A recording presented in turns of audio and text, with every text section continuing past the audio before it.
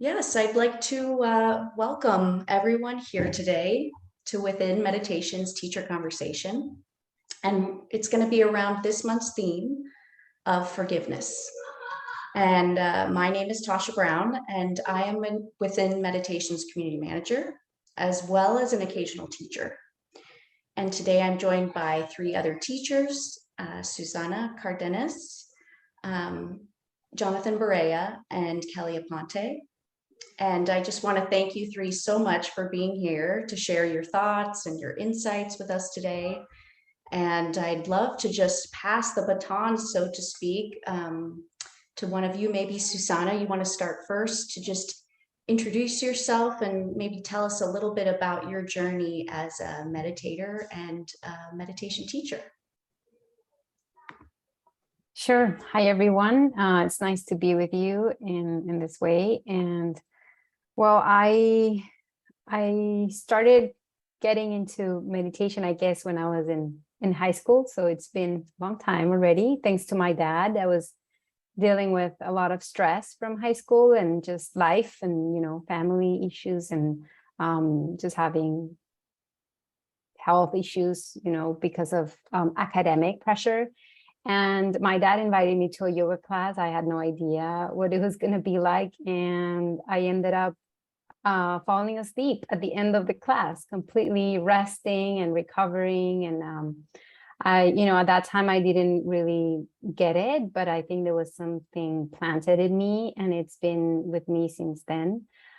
So I moved to the US when I was 21. I lived with my mom, and since then started getting more intentional about learning about yoga, meditation, and it's been also very, very present in my life. When I moved to California, I think there was a big influence in me getting more into this. When I moved to California, I got certified as a yoga teacher and dynamic mindfulness teaching. Started teaching in schools, in public schools. And most recently, also, I'm studying a program with Jack Kornfield and Tara Bragg on mindfulness meditation. So yeah, lots of learning, still on the way. I think it's been a very interesting journey. And that's kind of a little bit about me. I'm originally from Colombia. I'm a first-generation immigrant, and I'm now based in Oakland, and it's going to be 8 years living in the Bay Area. So really grateful for this land, Ohlone territory, and just very, very grateful for every opportunity and every person I've met in this land. So thank you. Wonderful. And Susana, can you remind us how long you have taught at Within? I've been teaching, I think it's going to be 3 years now. With the pandemic, I thought it was it's 3 just years. so confusing, right? I thought it was 3 years too, but I wanted to make sure. Okay, wonderful. And maybe just pass it off to Jonathan. Do you want to go next and just share a little bit about your journey as a meditator and a meditation teacher? We'd love to hear. Sure. Hi, everybody. It feels really nice to be here with you all. Thanks for coming and organizing the event. I discovered mindfulness, meditation, and Buddhism in 2005. I was invited by a friend to join her in a class on Eastern religions. And in that class, we read a book by Thich Nhat Hanh called The Heart of the Buddha's Teaching. And this was a time in my life when I was, I think like many of us, trying to find an identity, what I was going to be about in the world. And there was a chapter in that book on right action, and where Thai describes the 5 mindfulness trainings, basically ethical ways of being in the world. And it was the 5th one at the time that particularly spoke to me about how we consume. So that was a time in my life where I was looking more about how I consumed in the world and the impact that it had. So I took that training on as a personal practice, and it took me about another year or so to get interested in in meditating every day. And so I went back to that book and then started reading everything I could by Thich Nhat Hanh, and found a community in our area practicing his teachings called a Sangha. This was called the Cedar Sangha. So my first visit to one of Thich Nhat Hanh's monasteries was in 2009. And since then, have enjoyed several long residencies at the monastery, training with the monks and nuns and Dharma teachers there. In 2013, I was ordained into the core community called the Order of Interbeing. And so that is a commitment to 14 mindfulness trainings, 14 precepts for living life. And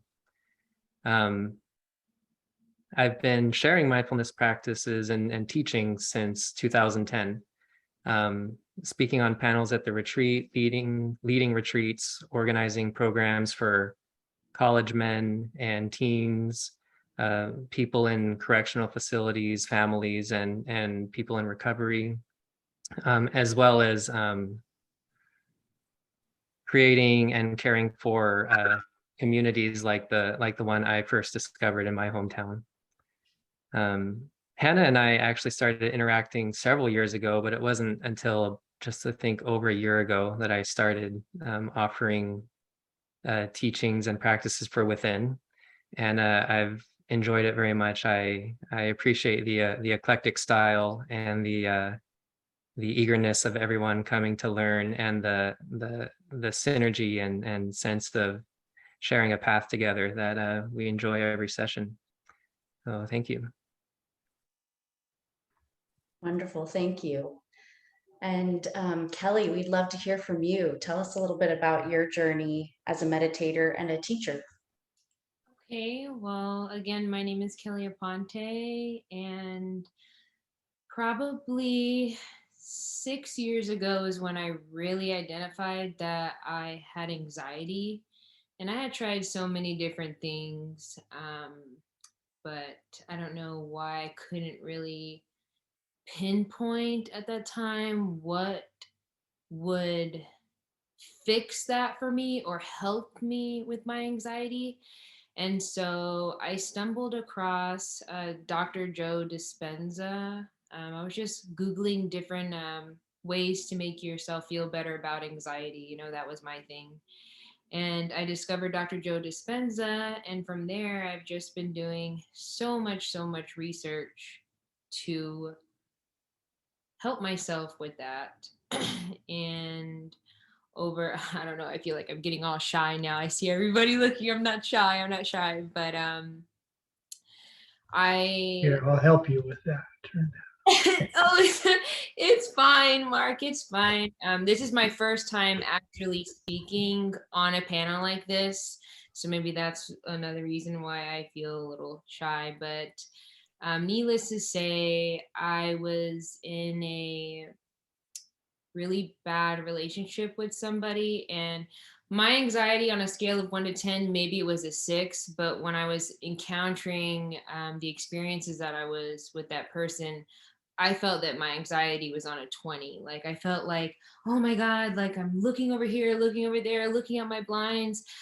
This person's gonna come to get me. I wasn't really living life realistically.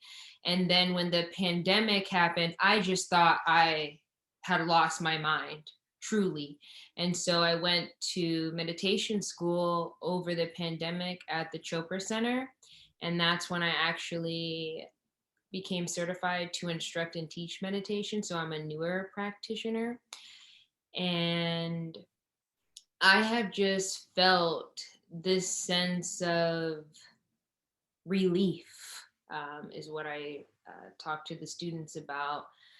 And yeah, I meditate every day, twice a day for 30 minutes. Upon awakening, I like get up and make sure I'm awake so I won't fall asleep during my practice.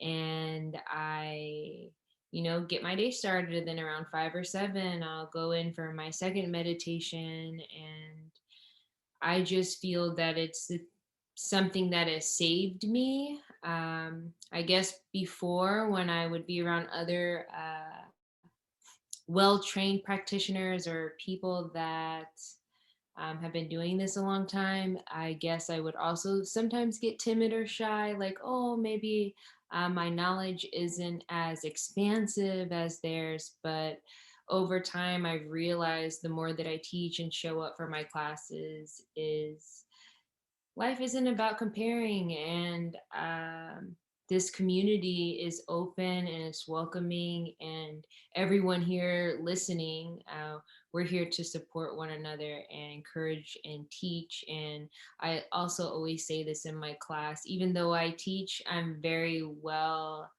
a student too. I still learn, I still have so much to learn. So that's just a little bit about me, Kellie, and I'm really grateful to just be surrounded with people I know. Jonathan and Susana, you've been doing this for a really long time. So I honestly feel honored to just have the opportunity to have a conversation and see what I learned from this experience and not judge myself for it. It just, like we said earlier, Jonathan, just go with the flow and enjoy it. So thank you.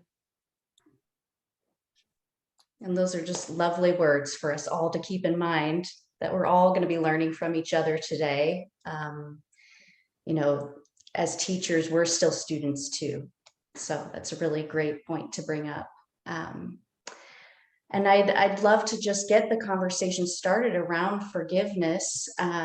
Maybe asking Susana to start. Is there something that you'd like to share to get our conversation started? Maybe some insight you had, or some teaching you'd like to share around this theme, kind of that came to you when we asked you about joining this discussion. Sure. Thank you for asking, Tasha, and thank you for inviting me to participate. I think it's such an interesting opportunity to have the time to reflect around this theme, because I've spent some time maybe while I've been studying, but it's never enough. And I think it's such a huge topic, right? That I think, just for the time we're going to be together, it might not be enough as well to kind of unpack all that's, underneath forgiveness. There's just so much. But while I've been, thinking and just feeling this topic around forgiveness, I would say something that came up for me as definitely also understanding what is not forgiveness, right? And I was reflecting on that as something I think it's important maybe to share when we think about forgiveness, and having that understanding that forgiveness, it's not, there's a lot of kind of research and studies that show that it's also important to make it clear, right? That forgiveness is not denying or the seriousness of an offensive against you. It also doesn't mean you're forgetting something or you're excusing an offense. Forgiveness can help the repair and a damaged relationship, but it's not your obligation to kind of reconcile with the person or even, be in contact with the person. And it doesn't release them from being accountable. So I wanted to start just with that and, really putting that out, because I know there's kind of misunderstanding, and even in our own learnings, as we're growing up, the way we grew up with this concept of forgiveness, right? In each of, our culture, the places we grew up, in our families, there might be different definitions of forgiveness, right? There might be different ways we understand forgiveness. So I just wanted to maybe start with that by sharing what's not forgiveness, and also, thinking more as a way of releasing some of the pain and the anger and the emotions that might be there, being with them, right, and accepting them. But it's really a deep process of the heart and the body, and I think it's also a way to even stand up for justice, for moments where it's important to say no more of this, So I think we can start with that, or I don't know if anybody has any other thoughts or about what I'm sharing. Yeah, either of the other teachers, please feel free to jump in, respond, and share your own teaching as well. I would agree with you, Susana, that just because we forgive, it doesn't relieve the person of their behaviors, or it doesn't mean that we have to necessarily like the behaviors. And I do also agree that when we can find the room to forgive ourselves or someone else, or forgive ourselves if we've hurt someone else, I do think that there is a chance to repair the relationship, you know. So I do agree with that and everything else you said, but those are the two things that really stuck out to me. So. Wonderful. And Jonathan, do you have any response, or maybe a different teaching to tie in? I appreciate the wisdom in being able to have a clear perspective about what forgiveness actually is. I can remember times in my life where I thought forgiving meant to ignore red flags or to pretend or suppress feelings or reactions to things that were hurtful or damaging. And yeah, I think back to those times and I realized, oh, every one of those times where I was in a situation where I was called to forgive, that is a situation where I now have more information about this person than I had before. That's all that's really going on, is that somebody has revealed more of themselves to me that I didn't know about before. So if I don't take that information on board and adapt to it skillfully and wisely, then I'm setting us both up for further harm. So I have sort of been approaching this topic as I've been contemplating it the last couple weeks from the other side, and that how can I avoid being in situations where I need to forgive somebody in the first place? And yeah, for me, that is a call to cultivate both the inner resources and the outer circumstances that create a certain amount of resilience in me, so that I'm less vulnerable to being hurt or impacted by the actions of other people. But we do have some other questions here that students wanted all of us to kind of touch on, as well as teachers. And I thought that kind of tied into what isn't forgiveness. If you guys could talk about what is forgiveness, kind of define that for yourselves, and share that with all of us. That's a hard question. What is forgiveness? So also, yeah, tying it up to the kind of, the understanding of what is not. I also was feeling, that just thinking about the word forgiving, and it's kind of also giving, it's part of that word. And I started thinking about the giving piece. And I think something that resonated with me is that when you're actually forgiving, you're also giving something, right, from yourself. And also every time you give, you receive, right? It's kind of automatic. It's part of it, giving and receiving. It's kind of a reciprocity happening when you're in this act of giving.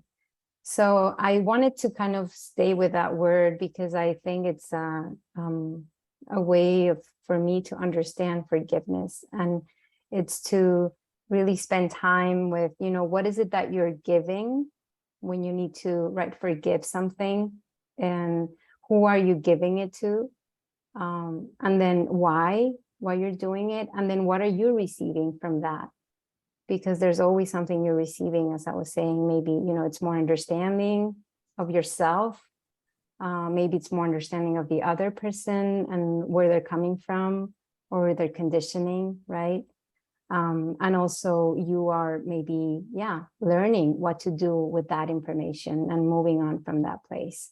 So there's kind of a lot, I would say, in that word, but I think for me that forgiveness, that's what it means. Always reflecting around, what are you giving to the situation, a particular situation that, it's been causing you maybe harm or suffering, or it's been intense, with yourself and maybe with others, and just spending time with that, what is needed from you, to give and also to receive from it. So a little bit about kind of my definition, but there's more. And also just adding to that, I would say it's not a linear process, right? It's not like, oh, I forgive and that's it and it's gone. But it's more like it comes like, it's more like a circular process. It can be complex and messy at times, but so wanted to name that. Any other thoughts from either of the other teachers?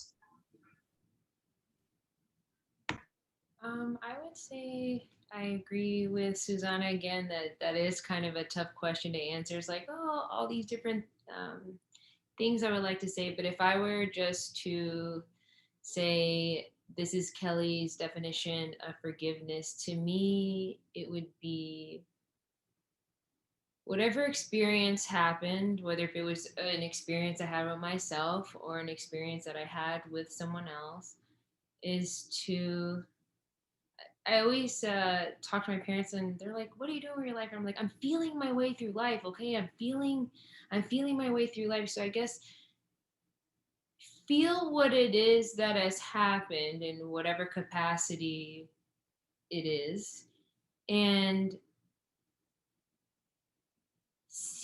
feel it, know it, contemplate, ponder, think about it, and then whatever it is, literally let it go. But when I say let it go, again, I know many people say, and maybe in your teachings, as all of us have been focusing on forgiveness this month in particular, is not to acknowledge it, but let it go. Like for me and many other people, I would much rather not carry resentment or hostility or jealousy or any of these things that are like, I don't really want that a part of me, So feel it, think about it, and let it go, and let it go into the infinite world of possibility. And that's my definition if I had to say, because it is a hard question. And so, yeah, that's my answer. And I love that you bring up that let it go, because that's kind of the next question, to figure out, how do you let it go? Like that's a big question that a lot of us have. So we'll come back to that, but just want to see if Jonathan has any thoughts to share before we do. I resonate with both those definitions. Especially in me, I can perceive forgiveness in terms of what I'm letting go.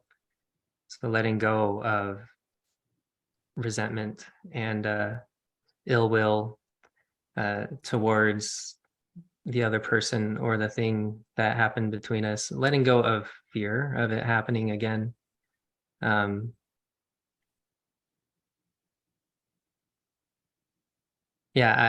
I think the next thing I would share would be about that, how to let go of those things, so we can move on to those if that's what's next.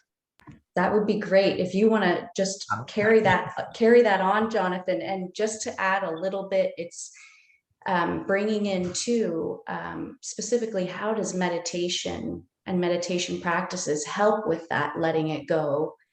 And even for those of us that are meditators already, I mean, it can still be very challenging to let it go. So hearing your particular ways that have really worked for you, in letting go that resentment, letting go of those really tough emotions.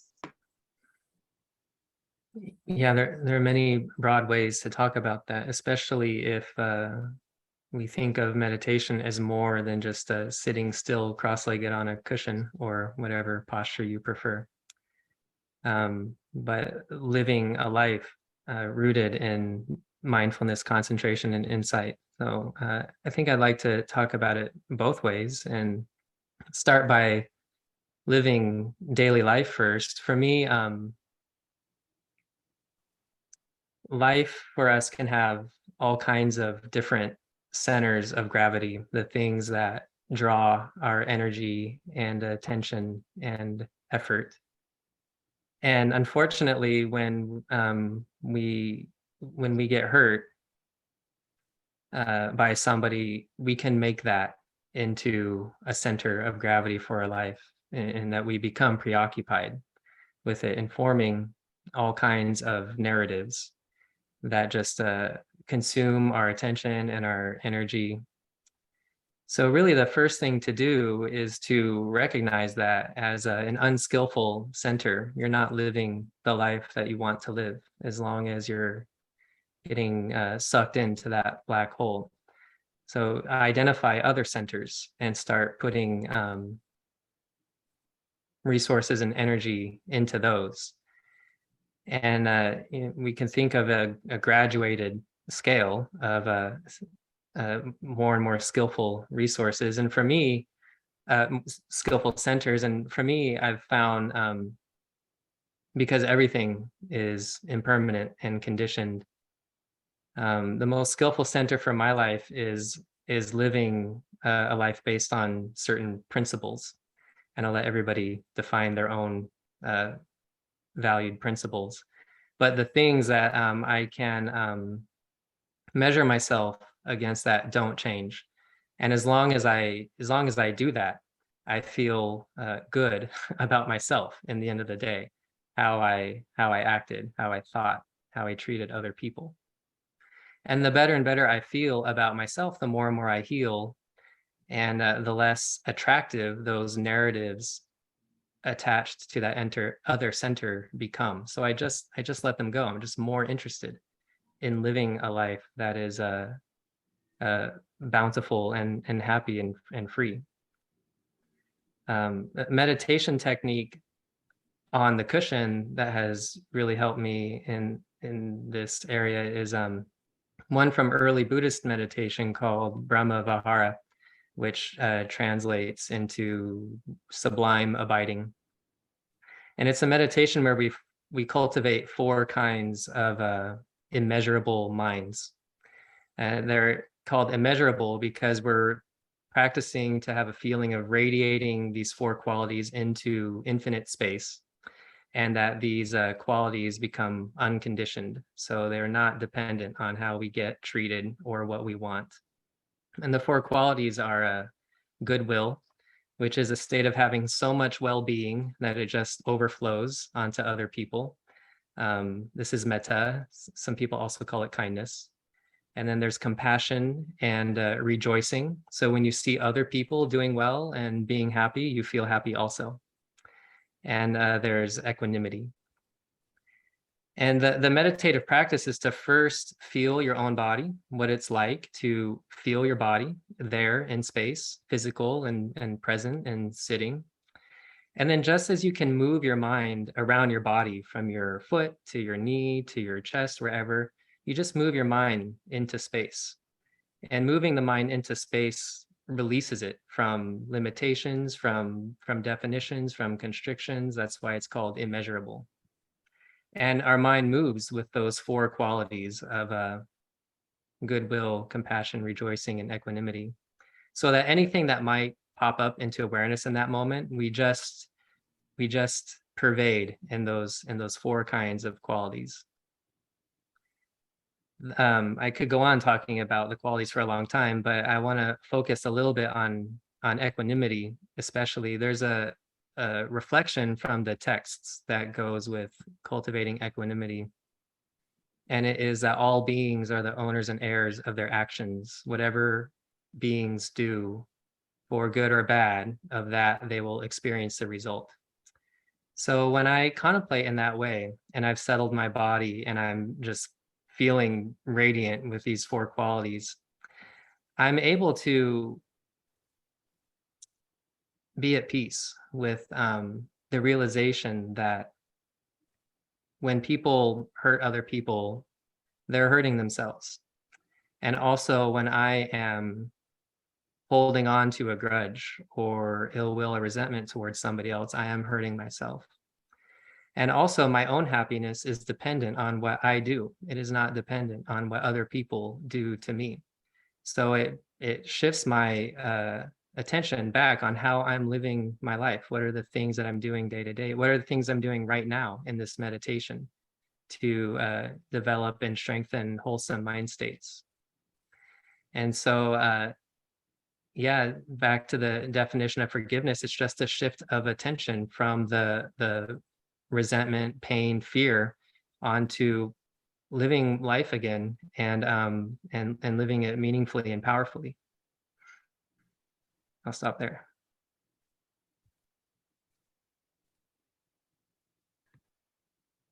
Any responses, thoughts from the other two teachers?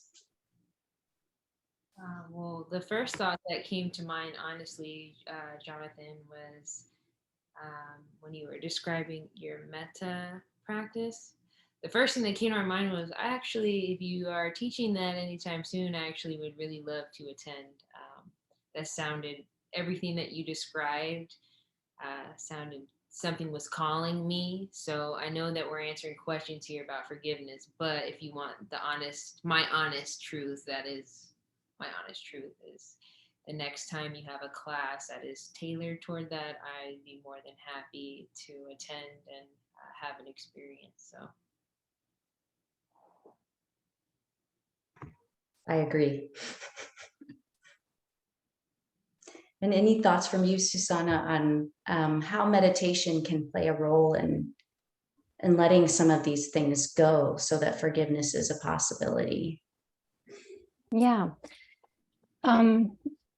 For me, I really spend a lot of time thinking about the letting go.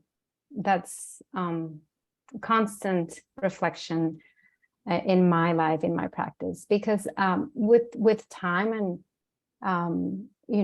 with my understanding of just kind of seeing the different kind of unfoldings as I've been meditating, I noticed that it's not, in my case, it's not so much about letting go of what I'm feeling or what's coming up, but getting familiar with what's arising for me. And in growing up in a culture that it's telling you not to stay with pain, right? Not to learn not like to stay with that feeling and spend time with it, but just kind of to push it away quickly.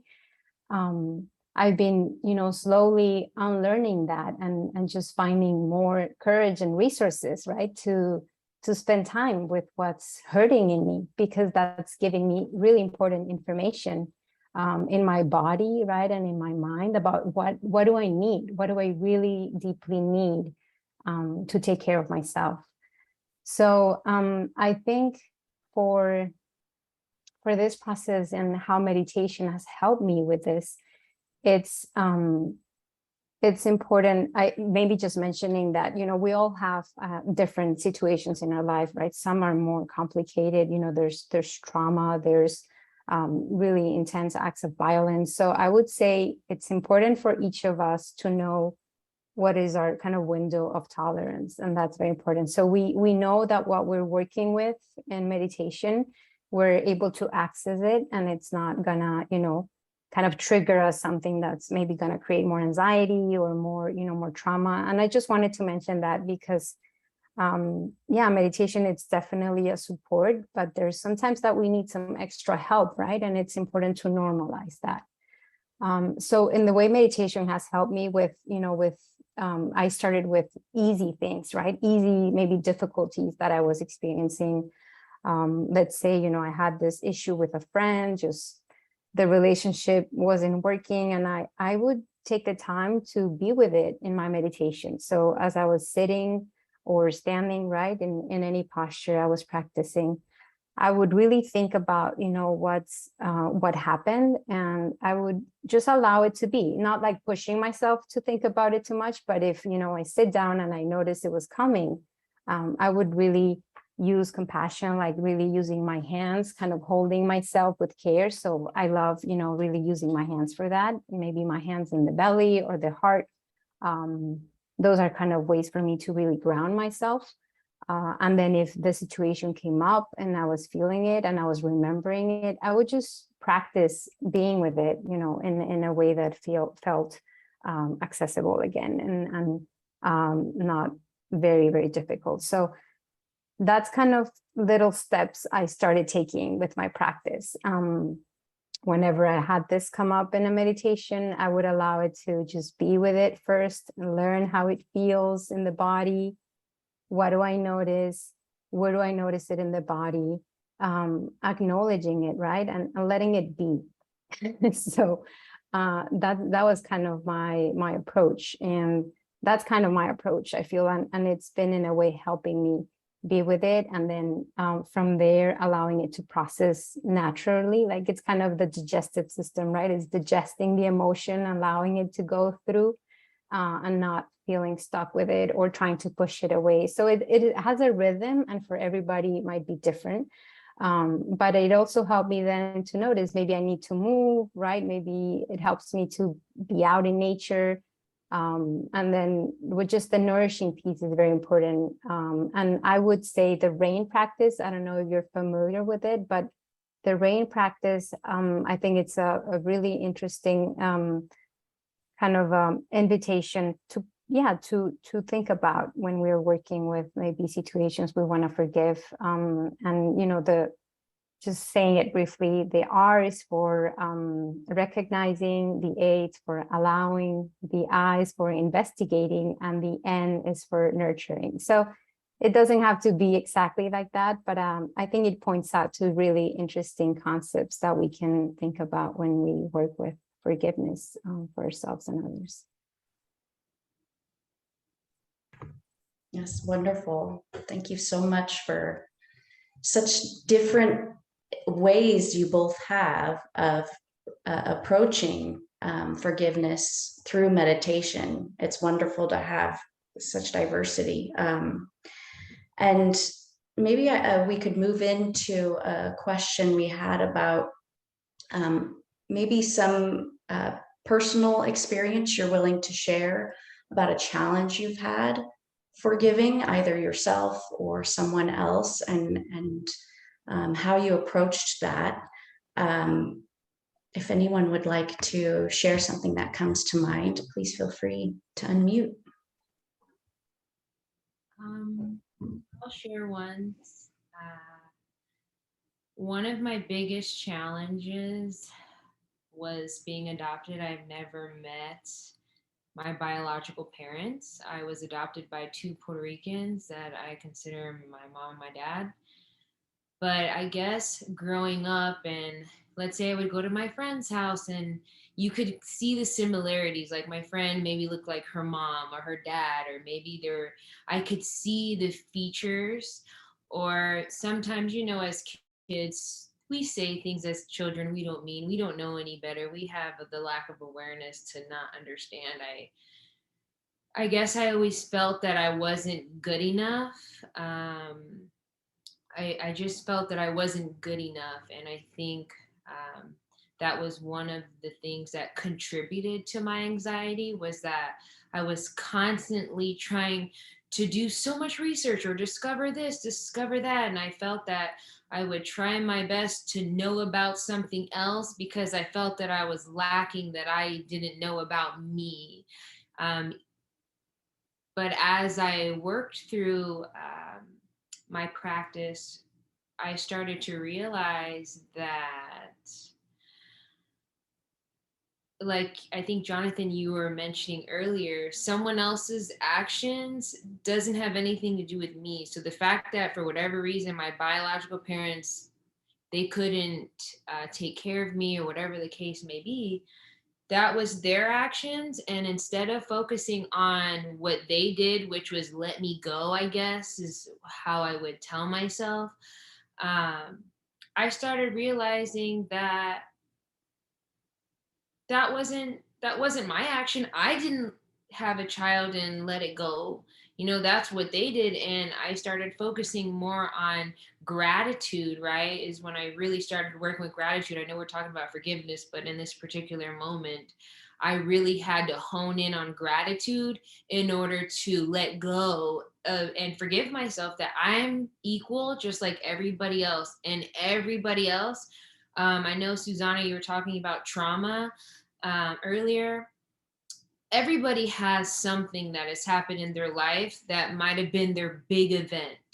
And so when I really started to shift my perspective and say, hey, that was my big event. Someone else has this big event. Someone else has that big event. And when I just show gratitude to the people that do have me, that did take me in, and that has raised me as if they were my biological child, um, it allowed me to let go and know that I'm a person just like everybody else, and I'm a person like everybody else, and we're going through things and we have challenges, and there are so many different health modalities out here to really help us help ourselves. And so yeah, I feel that that was one thing that I can say I have finally overcome. And I know earlier I mentioned that I was in a bad relationship, but I felt that what cranked up the dial for me was that person, again, their behavior, not mine. That person would always remind me that my parents didn't want me. He knew that that was just something mean to say. And when I thought I was a couple years in with my meditation practice, when that person would say things like that, and I noticed that it was affecting me, I discovered that maybe there was some more forgiving that I really need to do in order to let that go. And now that 5, 6 years have passed by, and I I can say I have a devoted practice. I know, Jonathan, you were mentioning earlier, I think that when you first started meditation, maybe you didn't have a devoted practice and you read that book that drove you to, maybe doing it every day. Um, yeah, so that was my thing. Um, and I have forgiven myself, and I'm just like everybody else, experiencing life and having ups and downs and all the way around, and hopefully figuring it out. So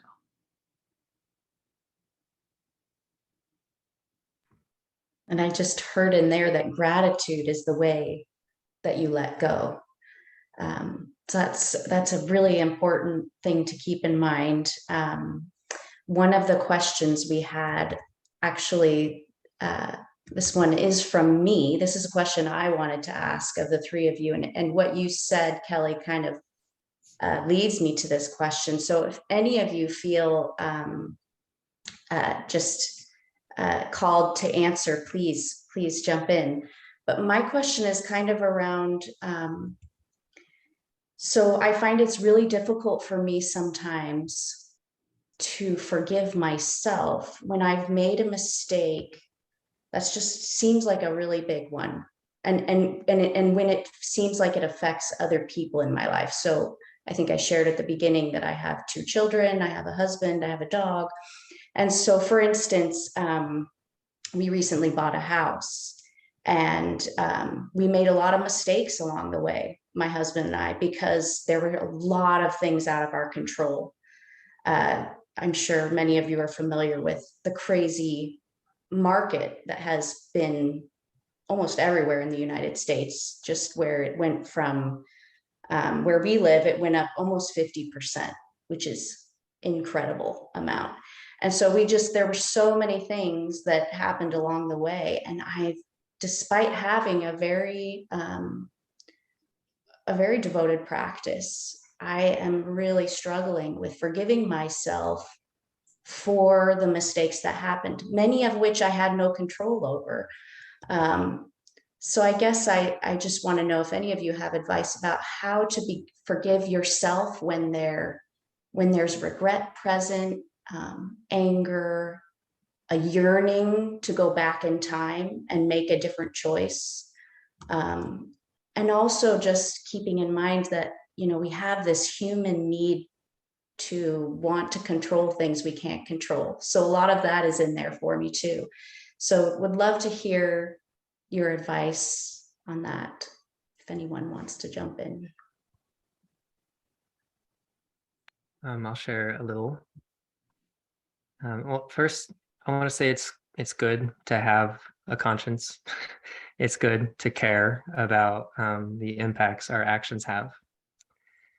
Yeah, and I also think it's funny how I can think back to something I did or said and feel embarrassed about it all over again. No matter how long ago it was, I will feel exactly as embarrassed in this moment as I did then. So yeah, I would suggest that there are two different kinds of mistakes that we can make. We can make mistakes when we don't have the information that we need. And then we can make mistakes when we ignore the information that we have and need. And so I would suggest that conscience is probably better applied to one of those mistakes than the other. When we look back on something and we realized, yeah, I really didn't follow my conscience in that moment, that is a valid moment to feel some regret, some remorse, some inner shame, and to just resolve to do better next time, to remember when I act this way against these principles, it feels bad. And because I don't want to feel bad like this, I will remember and I will follow those principles in the future when this situation arises. But in your situation, it sounds like, as you said, there are things you couldn't control, information you didn't have. And when you think back on those moments, unpleasant feelings arise. So I would look at it more as a situation of experiencing unpleasant feelings than a real regret or remorse. And so when we experience unpleasant feelings, we can make space for those to, sometimes all it takes is observing an unpleasant feeling arising and an unpleasant feeling ceasing. And we get familiar with those sensations in the body. We recognize what happens in the mind, the narratives and stories that start to develop as something separate and can be unhooked. And we can also activate some meditation practices that let us feel pleasant feelings. So by getting familiar with, when I think about this moment, when I wish I'd done this, I feel this here in my chest, but I actually feel really solid and grounded in my hips right now. What if I bring my attention there? That's something that we can do when our nervous system becomes dysregulated by unpleasant sensation. Just shift our attention and stay with something pleasant. We can also bring up resources that we've collected and gathered through time. Resources being things that we can remember, call to mind, that give us a sense of well-being and safety. So, I'm ruminating on this mistake. Here's a time for me to, the Buddhist lingo would be reflecting on your merit. So all the times that you were happy with your actions, so that we don't form an unbalanced view of ourselves. We make mistakes, but we also have lots of triumphs. And it's called merit because we can cash those moments in to overcome depression and pain and regret and remorse. So yeah, just to recognize when your perspective is becoming imbalanced and to apply the correct counterbalance to bring back evenness and centeredness. That's incredibly helpful. Thank you. Just that idea of counterbalance, like being aware that there is an imbalance, which I am very aware there is, and balancing it out. And either of the other teachers, this topic, or also sharing your own difficulty with getting through forgiveness, perhaps, Susana, or other thoughts with how you deal with self-forgiveness?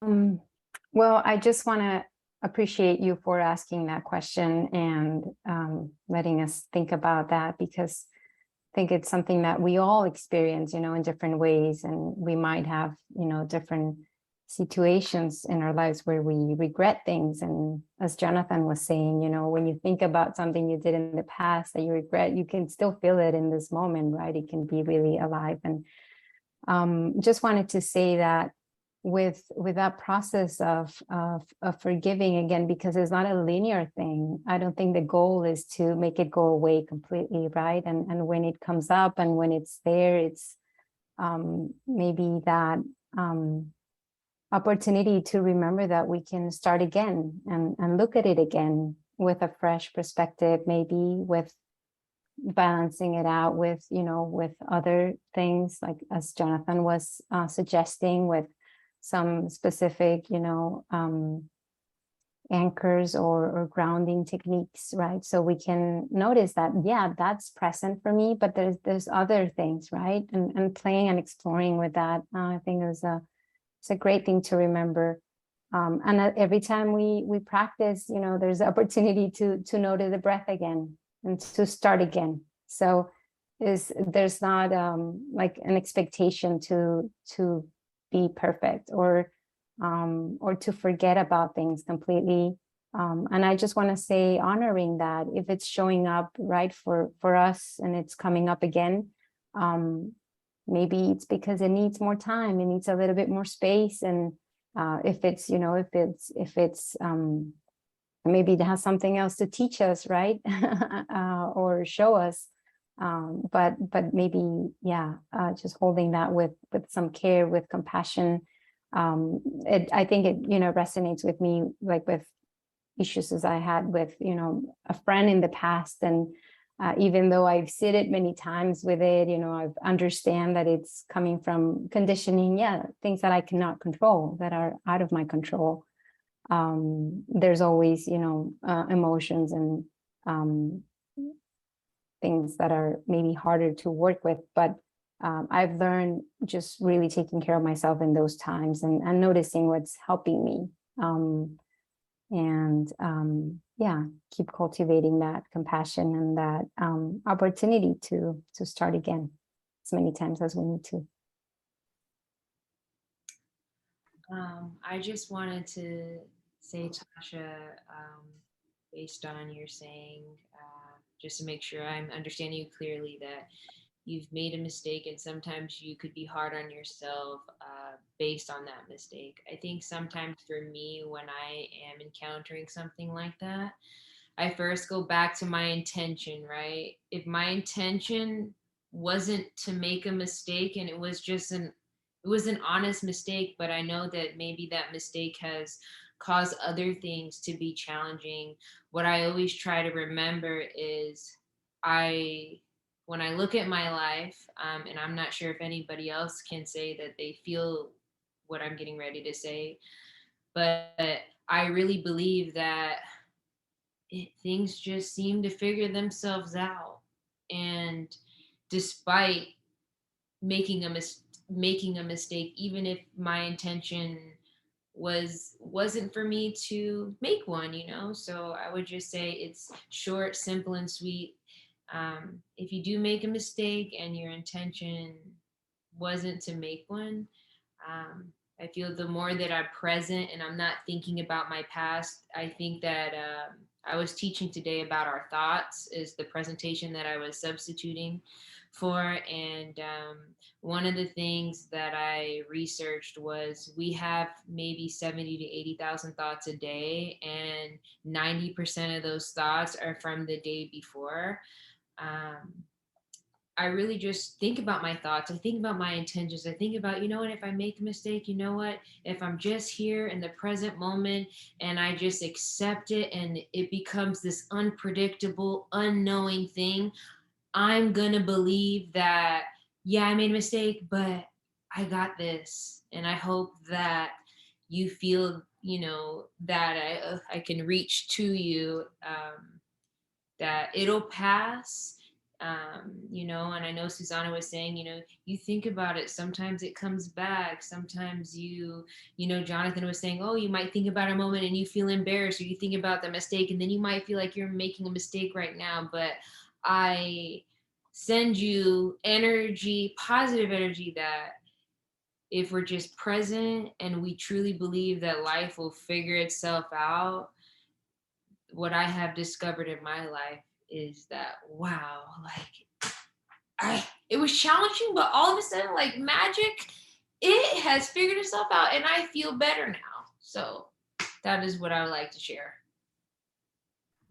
Yes, that's wonderful. And just reminds me that nothing stays the same. Like Jonathan said, everything's impermanent, including my feeling, you know, about this particular situation. Definitely. Well, I'm so grateful to you all, and grateful to the students for coming today. And I hope the insights and the wisdom have touched all of you as it's touched me. And I hope my particular question was helpful to the other students and the other teachers here. And I'd like to just close with having the teachers share with everyone, both the students here and those watching on the video, when they typically teach at Within. So those students that have never sat with you before know when they can find you or where they can find you. And also just any parting thoughts you have. And maybe we'll start with Jonathan. Sure. So I don't have a regular teaching slot at Within right now. I am about to sub my last of 4 sessions on a Wednesday at 12. So hop on there. And I'm sure I'll be back to the sub again when a teacher needs one. And I'm also happy for a regular slot too when that becomes available. A parting thought, just yeah, I would say coming together like this to share practices and journeys is part of a lifestyle that builds resilience. And when you have a network and a community of support, good people to confide in, look to, then you'll find it easier to forgive. So yeah, keep coming, and thank you for doing it.